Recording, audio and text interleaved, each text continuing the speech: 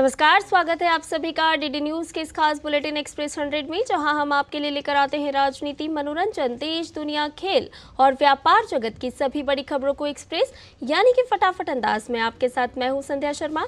तो देखिए खबरें तेज रफ्तार से। टेक्सटाइल सेक्टर का महाकुंभ भारत टेक्स 2024 आज से दिल्ली में शुरू हो रहा है। प्रधानमंत्री नरेंद्र मोदी भारत मंडपम में इसका उद्घाटन करेंगे। यह देश में आयोजित होने वाले वस्त्र क्षेत्र से जुड़े वैश्विक स्तर के अब तक के सबसे बड़े कार्यक्रमों में से एक है। भारत टेक्स 2024 29 फरवरी तक चलेगा। 4 दिवसीय कार्यक्रम में 3500 से अधिक प्रदर्शक, 100 से अधिक देशों के 3000 से अधिक खरीदारों और 40,000 से अधिक व्यापारियों की भागीदारी की उम्मीद है। प्रधानमंत्री नरेंद्र मोदी के 5F विजन से प्रेरणा लेते हुए भारत टेक्स 2024 संपूर्ण वस्त्र मूल्य श्रृंखला पर ध्यान केंद्रित करेगा। 5F विजन के तहत फाइबर, फैब्रिक और फैशन के जरिए फॉर्म से लेकर फॉरेन पर एकीकृत रूप से ध्यान केंद्रित किया गया है। भारत टेक्स के आयोजन से सरकार को उम्मीद है कि वस्त्र क्षेत्र में निवेश और व्यापार को और अधिक बढ़ावा मिलेगा, साथ ही निर्यात को बढ़ाने में मदद मिलेगी। आयोजन व्यापार और निवेश के दोहरे स्तंभों पर आधारित है। भारत मंडपम में होने जा रहे 4 दिन के भारत टेक्स में 65 से अधिक ज्ञान सत्र होंगे, जिसमें दुनिया भर के 100 से अधिक पैनलिस्ट इस क्षेत्र से संबंधित विभिन्न मुद्दों पर चर्चा करेंगे। वस्त्र क्षेत्र से जुड़े छात्रों, बुनकरों, कारीगरों और वस्त्र क्षेत्र से जुड़े श्रमिकों के अलावा नीति निर्माता और वैश्विक स्तर के CEO इसमें भाग लेंगे। इस आयोजन के दौरान 50 से अधिक घोषणा और समझौतों ज्ञापनों पर हस्ताक्षर होने की उम्मीद है।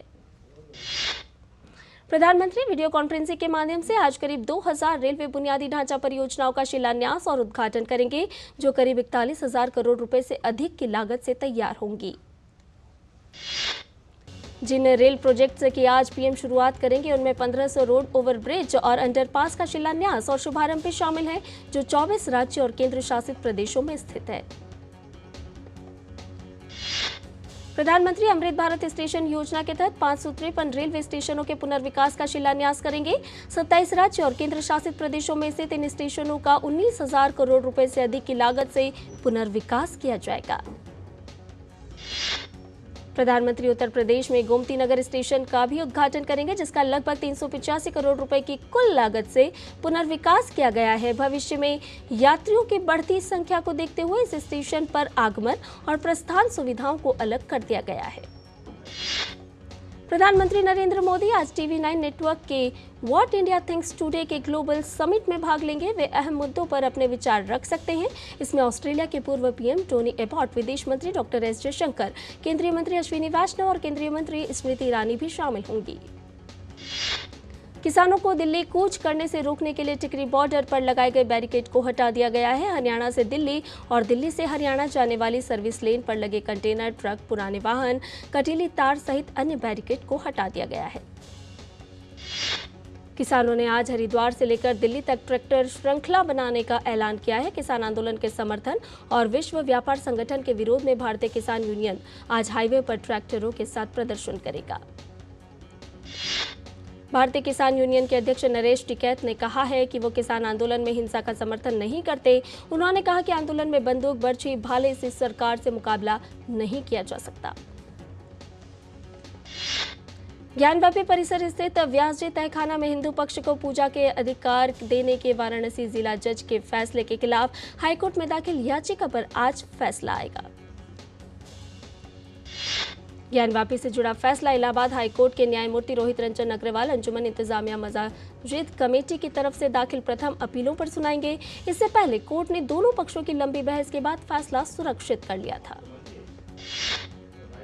ईडी के नोटिस पर आबकारी नीति मामले में दिल्ली के मुख्यमंत्री अरविंद केजरीवाल को आज ईडी के दफ्तर में पेश होना है। उन्हें 22 फरवरी को ईडी ने 7वां समन भेजा था। 6 समन मिलने पर हाजिर नहीं हुए हैं केजरीवाल। सुप्रीम कोर्ट आज मानहानि मामले में मुख्यमंत्री अरविंद केजरीवाल की दिल्ली हाईकोर्ट के आदेश को चुनौती देने वाली याचिका पर सुनवाई करेगा। जस्टिस संजीव खन्ना और जस्टिस दीपांकर दत्ता की पीठ इस मामले पर सुनवाई कर सकती है। संदेशखाली में रविवार को तनाव और बढ़ गया, जब संदेशखाली जा रही फैक्ट फाइंडिंग टीम को पुलिस ने रोक दिया और गिरफ्तार कर कोलकाता स्थित पुलिस मुख्यालय ले जाया गया। हालांकि बाद में उन्हें छोड़ दिया गया। बंगाल पुलिस ने फैक्ट फाइंडिंग टीम से कहा कि संदेशखाली इलाके में धारा 144 लागू है, जबकि टीम ने राज्यपाल से मुलाकात के दौरान कहा कि उनकी गिरफ्तारी अवैध थी। इस मामले पर राज्यपाल ने डीजीपी से रिपोर्ट मांग ली है। संदेशखाली में टीएमसी नेता शाहजहां शेख और उसके गुर्गों का आतंक है। 5 जनवरी को प्रवर्तन निदेशालय के अधिकारियों पर भीड़ के हमले के बाद से शाहजहां शेख फरार है। ईडी ने उसे 3 बार नोटिस दिया है और लुकआउट नोटिस जारी किया है। संदेशखाली पर केंद्रीय मंत्री निशित प्रामाणिक ने कहा कि अगर ममता बनर्जी सरकार शाहजहां शेख को गिरफ्तार करने में असमर्थ है तो उन्हें केंद्र सरकार से मदद लेनी चाहिए। कांकेर में नक्सल विरोधी अभियान के दौरान सुरक्षा बलों ने एनकाउंटर में 3 नक्सलियों को ढेर कर दिया। मौके से तीनों के शव और हथियार बरामद हुए। मौके से सर्चिंग के दौरान नक्सली सामान भी बरामद हुआ है। कोयलीबेड़ा इलाके में नक्सलियों की मौजूदगी की सूचना मिली थी, जिसके बाद जिला रिजर्व गार्ड और सीमा सुरक्षा बल की एक संयुक्त टीम सर्चिंग पर निकली थी। मृत नक्सलियों की पहचान की जा रही है। हरियाणा के बहादुरगढ़ में आईएनएलडी चीफ नफे सिंह राठी की गोली मारकर हत्या कर दी गई है, जिसके बाद से हरियाणा की कानून व्यवस्था पर सवाल उठ रहे हैं। लॉरेंस विश्नोई गैंग का नाम भी इस हत्याकांड में सामने आ रहा है। राष्ट्रपति द्रौपदी मुर्मू आज राष्ट्रपति भवन के अमृत उद्यान में 1 दिवसीय पर्पल फेस्ट का उद्घाटन करेंगी। पर्पल फेस्ट में उन सामाजिक संगठनों के समावेशी स्टॉल लगाए जाएंगे जो दिव्यांग जन के लिए अधिकारों के लिए काम कर रहे हैं। अमृत उद्यान आने वाले लोग राष्ट्रपति भवन का संग्रहालय देखने भी जा सकते हैं। इसके अलावा अमृत उद्यान में पर्पल कैफे, क्लाइडियोस्कोप, ज्ञान विज्ञान और खेलकूद जैसी गतिविधियों का भी आयोजन किया जाएगा। दिव्यांगजन सशक्तिकरण विभाग इस साल जनवरी में गोवा में अंतर्राष्ट्रीय पर्पल फेस्ट 2024 के सफल आयोजन के बाद इस कार्यक्रम का आयोजन कर रहा है। 10,000 से अधिक दिव्यांगजन अपने सहयोगियों के साथ पर्पल फेस्ट में भाग लेंगे। उपराष्ट्रपति जगदीप धनखड़ आज मिजोरम विश्वविद्यालय के 18वें दीक्षांत समारोह को संबोधित करेंगे और पिछले सत्र में विश्वविद्यालय से उत्तीर्ण स्नातकों को मेडल और प्रमाण पत्र प्रदान करेंगे। आज मिजोरम विधानसभा के बजट सत्र को उपराष्ट्रपति जगदीप धनखड़ संबोधित करेंगे। मिजोरम विधानसभा को संबोधित करने वाले विदेश के दूसरे उपराष्ट्रपति होंगे। इससे पहले पूर्व उपराष्ट्रपति एम वेंकैया नायडू ने 10 मार्च 2022 को मिजोरम विधानसभा को संबोधित किया था। गृह सहकारिता मंत्री अमित शाह आज दमन में गृह मंत्रालय की परामर्शदात्री समिति की बैठक में हिस्सा लेंगे।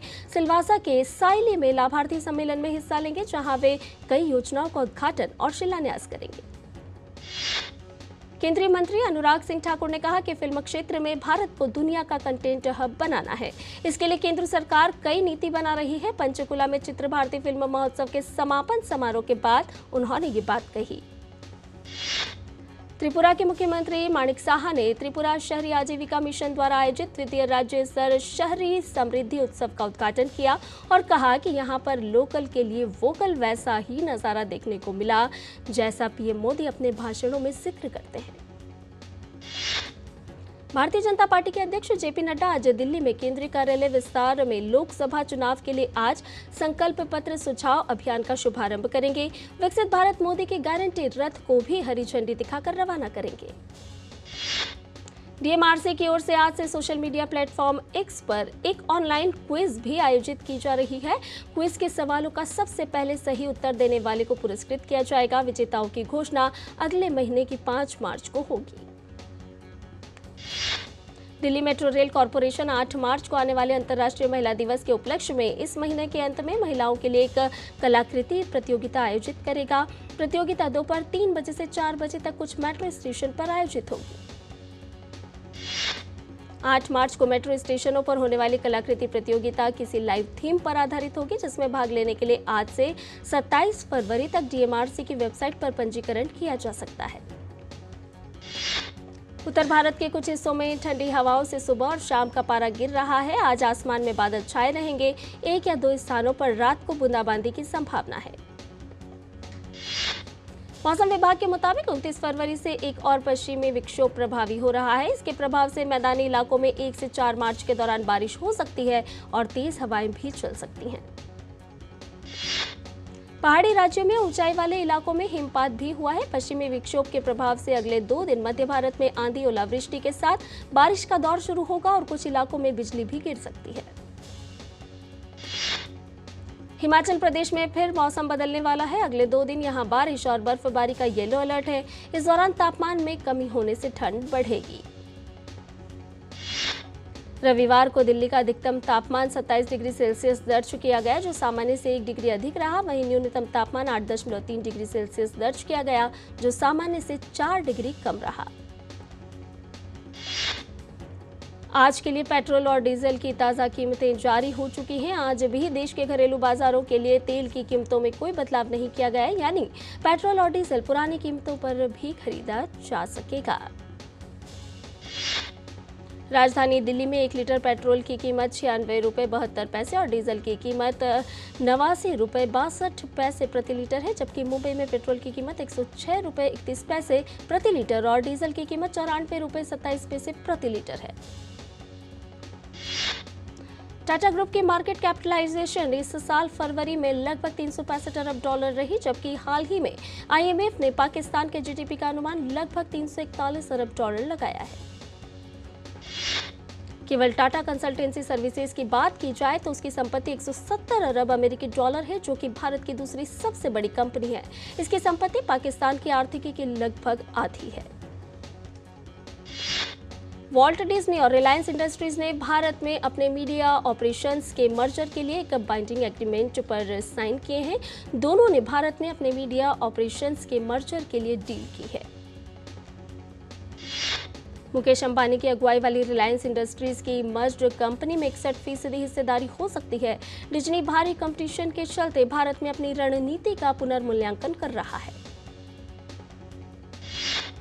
WTO के 164 सदस्य देशों के व्यापार मंत्री लाल सागर संकट, यूक्रेन रूस युद्ध और इजराइल हमास संघर्ष के कारण अनिश्चित वैश्विक आर्थिक हालात की पृष्ठभूमि में बैठक कर रहे हैं। भारत बैठक में अपने हितों के मुद्दों को पूरी ताकत के साथ उठाएगा। विश्व व्यापार संगठन की मंत्री स्तरीय बैठक मंगलवार से शुरू हो रही है। भारत बैठक में निवेश सुविधा समझौते के लिए चीन की अगुवाई वाले प्रस्ताव का कड़ा विरोध भी करेगा।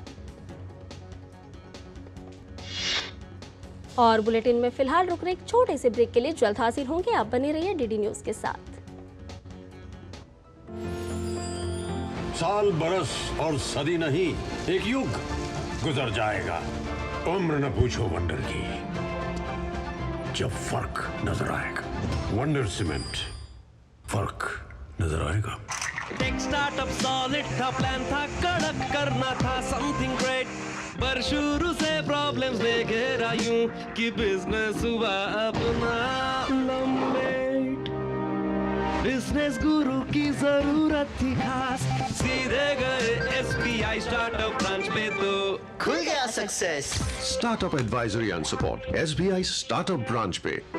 मोदी सरकार की गारंटी, कोई नहीं रहेगा भूखा। हर महीने 80 करोड़ लोगों को मिल रहा है मुफ्त राशन।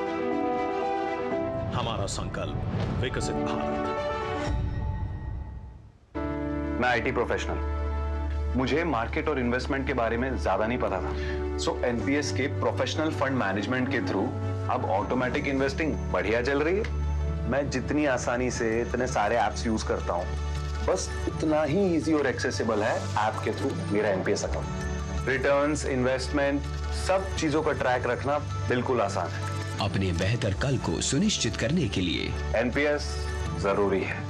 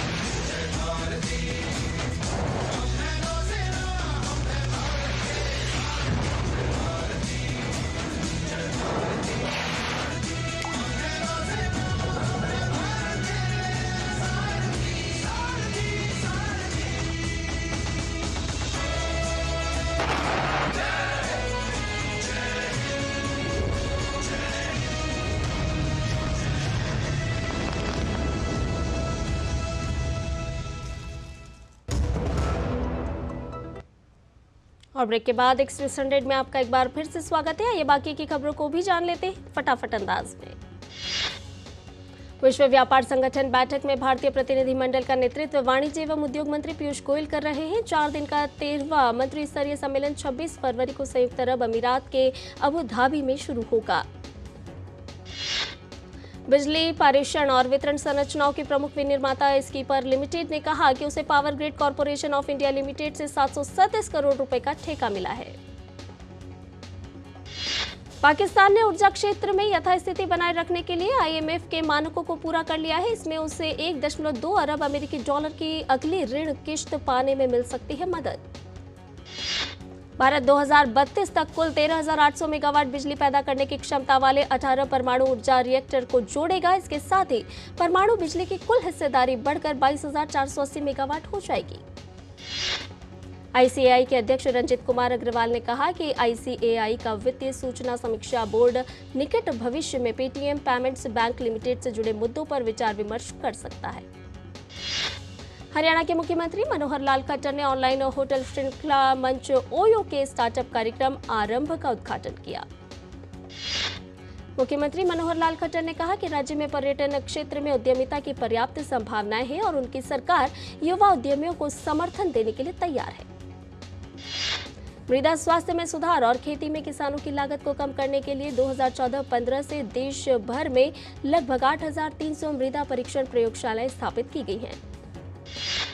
सरकार ने किसानों को 23.58 लाख मृदा स्वास्थ्य कार्ड भी मुफ्त वितरित किए हैं। इस कदम का उद्देश्य उर्वरकों के संतुलित उपयोग को बढ़ावा देना, लागत में कटौती करना और फसल उत्पादकता को बढ़ावा देना है। CEO क्लब्स इंडिया 1 से 3 मार्च तक अपने प्रमुख वार्षिक शिखर सम्मेलन का आयोजन करेगा। इसमें 150 से अधिक कंपनियों के मुख्य कार्यपालक अधिकारी भाग लेंगे। सार्वजनिक क्षेत्र की 6 कंपनियों ने शेयर बाजार को अलग अलग दी सूचना में कहा है कि उन पर तीसरी तिमाही के लिए 5,42,800 रुपए का जुर्माना लगाया गया है। इजरायल और हमास के बीच संघर्ष विराम और बंधकों की रिहाई को लेकर पेरिस में वार्ता चल रही है। समझौते में इजरायली जेलों में बंद फिलिस्तीनी कैदियों की रिहाई की भी मांग शामिल है। इजरायली पीएम नेतन्याहू ने सोशल मीडिया पर लिखा कि अपने बंधकों को छुड़ाने के लिए वो एक और योजना पर काम कर रहे हैं, इसीलिए उन्होंने एक प्रतिनिधिमंडल पेरिस भेजा है। यूक्रेन के राष्ट्रपति व्लोदिमीर ज़ेलेंस्की ने कहा कि अगले कुछ महीनों में स्विट्जरलैंड में विश्व नेताओं का एक शिखर सम्मेलन होगा। ज़ेलेंस्की ने उम्मीद जताई कि इस सम्मेलन में यूक्रेन और रूस के बीच शांति प्रस्ताव पर चर्चा होगी। 2 साल से चल रहे यूक्रेन और रूस के संघर्ष को समाप्त करने के लिए यूक्रेन और उसके विदेशी साझेदार कीव की शर्तों पर शांति शिखर सम्मेलन में रूस को आमंत्रित कर सकते हैं। ज़ेलेंस्की ने यूक्रेन की क्षेत्रीय अखंडता को बहाल करने और रूसी सैनिकों की पूर्ण वापसी का आह्वान किया। नवंबर में 20 प्रमुख अर्थव्यवस्थाओं के समूह के शिखर सम्मेलन में अपने शांति सूत्र की घोषणा की थी। यूक्रेन के राष्ट्रपति व्लोदिमीर ज़ेलेंस्की ने कहा कि रूस की तरफ से जंग शुरू करने के बाद गत 2 वर्षों में 31,000 यूक्रेनी सैनिक मारे गए। व्लोदिमीर ज़ेलेंस्की ने कहा कि वह घायल या लापता सैनिकों की संख्या का खुलासा नहीं करेंगे। रूस का यूक्रेन पर 24 फरवरी 2022 को आक्रमण शुरू हुआ था। अफगानिस्तान में जासूसी के संदेह में गिरफ्तार 84 वर्षीय ऑस्ट्रिया के हर्बर्ट फ्रिट्ज को तालिबान ने रिहा कर दिया। ऑस्ट्रिया के विदेश मंत्रालय ने अपने नागरिक को रिहा करने के लिए अफगानिस्तान की कार्यवाहक सरकार का आभार जताया है।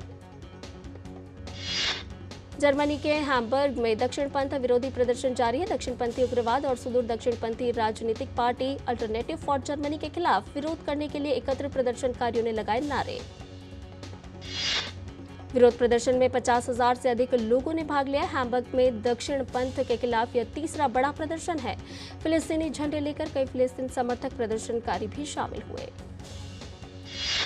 पुर्तगाल में 10 मार्च को संसदीय चुनाव होना है। संसदीय चुनाव के लिए आधिकारिक तौर पर चुनाव अभियान शुरू। पुर्तगाल में हो रहे संसदीय चुनाव से पहले जनमत सर्वेक्षणों में लुइस मोंटेनेग्रो की सोशल डेमोक्रेटिक पार्टी के नेतृत्व वाला गठबंधन फिलहाल आगे चल रहा है। चुनाव से पहले ही पुर्तगाल में राजनीतिक विशेषज्ञों ने किसी भी दल को स्पष्ट बहुमत नहीं मिलने की बात कही है। ऐसे में फिर से मतदान होने की संभावना है। भ्रष्टाचार के आरोपों के बीच प्रधानमंत्री एंटोनियो कोस्टा के नवंबर में अपने पद से इस्तीफा दे दिया था। इसके बाद पुर्तगाल में राष्ट्रपति ने संसदीय चुनाव की घोषणा की थी। गाजा में स्थायी संघर्ष विराम का आह्वान नहीं करने के विरोध में अमेरिका के मिशिगन में डेमोक्रेटिक प्राइमरी के लिए चुनाव से पहले अनकमिटेड वोट अभियान के समर्थकों ने रैली की। मिशिगन में कल डेमोक्रेटिक प्राइमरी के लिए मतदान होना है। फिलिस्तीनी झंडे के रंग में ग्राफिक्स के साथ लिसन टू मैगन वेबसाइट वोट देने के लिए पंजीकरण करने और अनकमिटेड वोट डालने के लिए व्यापक निर्देश दिए गए हैं। बाइडेन के सहयोगियों ने कहा कि अब व्यापक युद्ध विराम में हमास को फायदा होगा, लेकिन प्रशासन ने हमास द्वारा बंधक बनाए गए बंधकों की रिहाई और गाजा निवासियों को सहायता के वितरण की अनुमति देने के लिए लड़ाई में और अधिक सीमित रुकावट का आह्वान किया है। भारत और इंग्लैंड के बीच रांची में खेले जा रहे चौथे टेस्ट में भारत के सामने जीत के लिए 192 रन का लक्ष्य है। इंग्लैंड की टीम अपनी दूसरी पारी में 145 रन पर सिमट गई थी। अश्विन टेस्ट ने इंग्लैंड की दूसरी पारी में 5 विकेट लिए। अश्विन अब भारतीय सरजमीं पर टेस्ट क्रिकेट में सबसे ज्यादा विकेट लेने वाले गेंदबाज बन गए हैं। भारत ने पहली पारी में 307 रन बनाए। एक वक्त मुश्किल में नजर आ रही टीम इंडिया की पारी को युवा ध्रुव जुरेल ने संभाला। ध्रुव ने 90 रन की शानदार पारी खेली। लिवरपूल ने चेल्सी को 1-0 से मात देकर EFL कप अपने नाम किया। वेम्बली स्टेडियम में खेले गए फाइनल में लिवरपूल के लिए विजयी गोल वर्जिल वैन डाइक ने एक्स्ट्रा टाइम में किया। लिवरपूल ने 10वीं बार यह खिताब अपने नाम किया। खास बात यह है कि इस मैच में लिवरपूल के लिए कई अहम खिलाड़ी नहीं खेल रहे थे। लिवरपूल के मैनेजर यर्गन क्लॉप ने कहा कि EFL कप का खिताब अब तक जीते गए सभी खिताबों में काफी खास है। क्लब के साथ क्लॉप के आखिरी सीजन में लिवरपूल ने 10वीं बार EFL कप अपने नाम किया। चेल्सी के मैनेजर मॉरिसियो पोचेटिनो ने कहा कि उनकी टीम को EFL कप में मिली हार के बाद दर्द को महसूस करना चाहिए। लिवरपूल की टीम इस मैच में कई प्रमुख खिलाड़ियों के बिना खेल रही थी, लेकिन फिर भी चेल्सी उनको हरा नहीं सकी।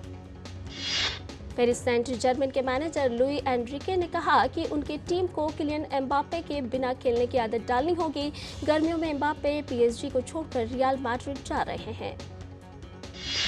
स्पेनिश फुटबॉल लीग में रियल मैड्रिड ने सोविया को 1-0 से मात दी। रियल के लिए विजयी गोल 81वें मिनट में अनुभवी खिलाड़ी ल्यूका मॉड्रिच ने किया। सेrie A में खेले गए मैच में इंटर मिलान ने लेचे को 4-0 से मात दी। इंटर के कप्तान मार्टिनेज ने मैच में 2 गोल किए और सेrie A में 100 गोल का आंकड़ा पार किया। सेrie A में खेले गए मैच में यूवेंटस ने फ्रोजिनोनो को 3-2 से मात दी। यूवेंटस की टीम लीग में दूसरे स्थान पर है। फ्रेंच फुटबॉल क्लब बोर्डो के स्ट्राइकर एल्बर्ट एलिस विरोधी टीम के खिलाड़ी से हुई टक्कर के बाद कोमा में है। फ्रेंच लीग 2 के मैच में एल्बर्ट और विपक्षी टीम के डिफेंडर के सिर टकरा गए थे। सिक्स नेशंस टूर्नामेंट में इटली और फ्रांस के बीच खेला गया मैच ड्रॉ रहा। इटली ने इंजरी टाइम में पेनल्टी हिट पर स्कोर करने का मौका गंवाकर मैच जीतने का मौका भी गंवा दिया। फॉर्मूला 1 चालक लुइस हैमिल्टन ने फरारी के साथ अपने F1 करियर में नया अध्याय लिखने की बात कही है। हैमिल्टन ने मर्सिडीज को छोड़कर फरारी में जाने के फैसले को सबसे कड़ा फैसला बताया। फिल्म आर्टिकल 370 के मेकर्स के लिए परेशान करने वाली खबर सामने आई। फिल्म आर्टिकल 370 को खाड़ी देशों में रिलीज करने से इनकार कर दिया गया है। करीना कपूर खान ने अपनी मेंटल हेल्थ को लेकर खुलकर बात की और बताया कि मानसिक रूप से स्थिर और खुश रहना उनके लिए कितना जरूरी है। ये भी बताया कि जय तैमूर और सैफ अली खान के साथ अपनी लाइफ को वो कैसे मैनेज करती हैं। शाहरुख खान की फिल्म कभी हाँ कभी ना को 30 साल पूरे हो गए हैं। इस मौके पर किंग खान ने दिवंगत डायरेक्टर कुंदन शाह को याद किया। उर्वशी रौतेले अपना 30वां जन्मदिन रैपर यो हनी सिंह के साथ खास अंदाज में सेलिब्रेट किया है। उन्होंने अपने जन्मदिन पर 24 कैरेट गोल्ड का केक काटकर लोगों को दंग कर दिया। डांस रियलिटी शो झलक दिखला जा 11 अब फिनाले के नजदीक पहुंच चुका है। शो को उसके टॉप 5 फाइनलिस्ट भी मिल गए हैं, लेकिन शिव ठाकरे शो से विदा ले चुका है। मनोरंजन जगत के दिग्गज फिल्मों मेकर कुमार साहनी का निधन हो गया। उन्होंने नेशनल अवार्ड जीतने वाली फिल्म समेत कई बेहतरीन फिल्मों को डायरेक्ट किया और उसकी कहानी लिखी। राहुल वैद्य और दिशा परमार हाल ही में अपनी बेटी को महालक्ष्मी जगदम्बा मंदिर के गौशाला में खड़ी गौ माता से भी मिलवाया, जिसका एक वीडियो इस वक्त सोशल मीडिया पर जमकर वायरल हो रहा है। और इसके साथ ही एक्सप्रेस न्यूज में फिलहाल इतना ही। हमें दीजिए इजाजत, लेकिन DD न्यूज पर खबरों का सिलसिला लगातार जारी है। नमस्कार।